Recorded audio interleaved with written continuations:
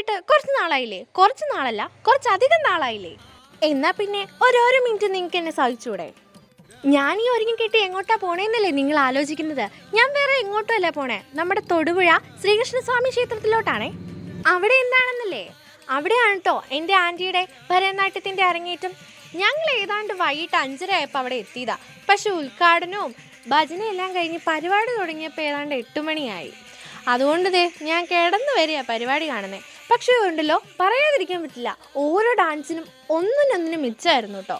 അതുകൊണ്ട് നല്ല രസമായിരുന്നു കണ്ടുകൊണ്ടിരിക്കാൻ. സത്യം പറഞ്ഞാൽ എൻ്റെ ആൻറ്റി ആണെങ്കിലും ഞാൻ വിളിക്കുന്ന പൊൻചേച്ചിയാണ് കേട്ടോ. അപ്പോൾ പൊൻചേച്ചിയുടെ കൊച്ചാണിത് ആദി. അപ്പോൾ അവനെ ഇങ്ങനെ കളിപ്പിച്ചുകൊണ്ടിരിക്കുകയായിരുന്നു ഞാനവിടെ. ഇവരേതാണ്ട് 37 പേരുണ്ട്. 37 പേരിൽ പകുതി പേരും അമ്മമാരാണ് കേട്ടോ. ശരിക്കും എന്ത് ഭംഗിയല്ലേ ഇവരെല്ലാവരും കൂടെ ഇങ്ങനെ ഒരുങ്ങി നിൽക്കുന്നത് കാണാൻ.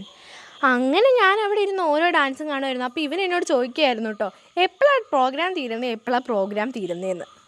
അങ്ങനെ ഡാൻസ് എല്ലാം തീർന്നപ്പോഴത്തേനും ഏതാണ്ട് 10 മണിയായി. പിന്നെ ഞങ്ങൾ നേരെ വീട്ടിലേക്ക് വന്നു. ഇന്നത്തെ വീഡിയോ നിങ്ങൾക്ക് ഇഷ്ടപ്പെട്ടെന്ന് വിചാരിക്കുന്നു. ബൈ.